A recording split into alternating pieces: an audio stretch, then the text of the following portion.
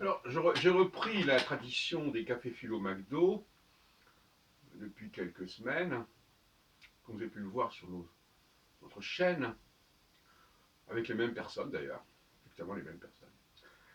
Et notamment Valentin, qui a toujours un discours extrêmement dur sur les juifs. Et à un moment donné, ça devient inaudible, quelque part. Alors, il fait la différence, notamment, entre les juifs d'hier et ceux d'aujourd'hui. C'est une subtilité intéressante. Il reprend un argument qu'il prend à son compte. Et alors, les juifs d'hier, c'était bien. Alors, quand il dit hier, probablement il renvoie au temps de David. Et puis après, ça s'est dégradé, ça se serait dégradé. Et par conséquent, les juifs ne seraient plus en mesure de jouer un rôle positif dans notre société aujourd'hui. Alors, le paradoxe, c'est que ce garçon s'intéresse à la monarchie et à la royauté. Or, la royauté se réfère implicitement ou explicitement au principe héréditaire qui est au cœur de la démarche judaïque, qui est une démarche verticale, de descendance, d'ascendance. Alors que le christianisme correspond plutôt à une horizontalité, qui correspond non plus à la monarchie, mais à la démocratie, je dirais de cette manière. Le christianisme, quelque part, est porteur d'une forme de démocratie. Et en tout état de cause, il articule les deux.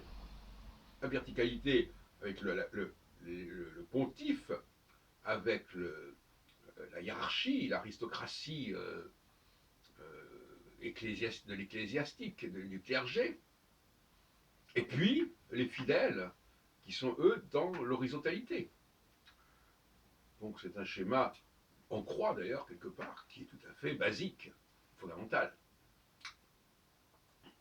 Le problème c'est que pour Valentin, il nous cite d'ailleurs un ouvrage de La Franquerie, je crois, je n'ai pas eu le temps de vérifier, qui entend montrer que quelque part la royauté française serait issue de la royauté davidienne, tout comme Jésus serait plus ou moins également dans ce...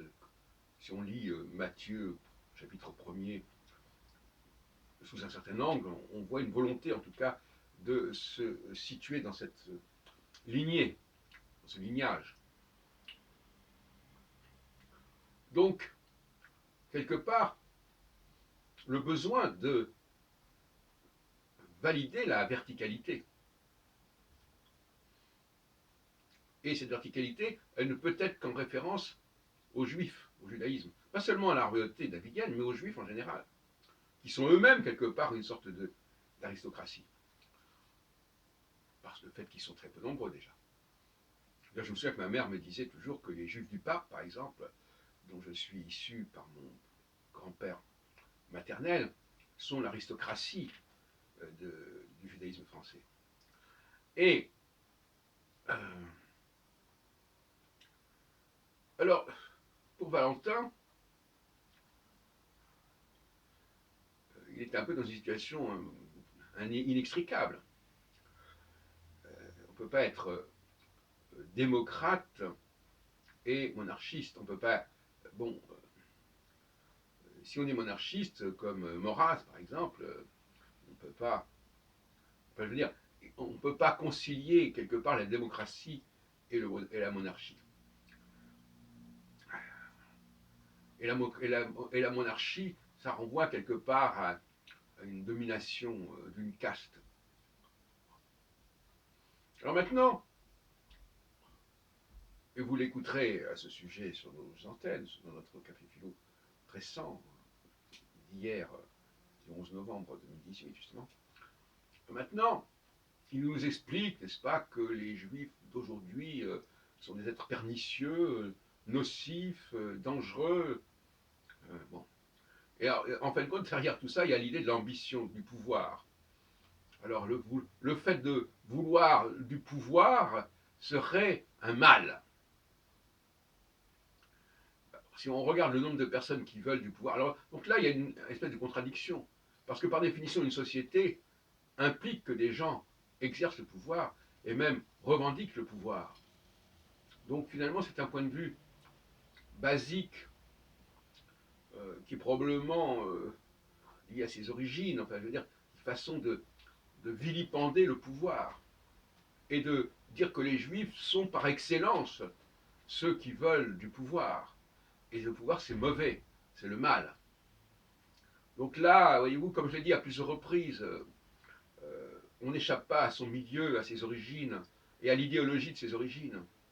Des gens qui sont nés sous le colonialisme comme Zemmour ont un certain discours de rejet du colonialisme et donc d'une volonté de se recentrer sur la métropole. On veut aussi, quelque part, on rejette et en même temps, on veut prendre la place de celui qui est au-dessus.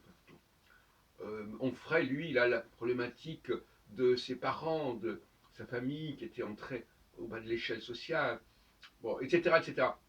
Donc tout ça, ça vient mélanger le discours, ça vient hypothéquer, miner le discours, par une sorte d'évidence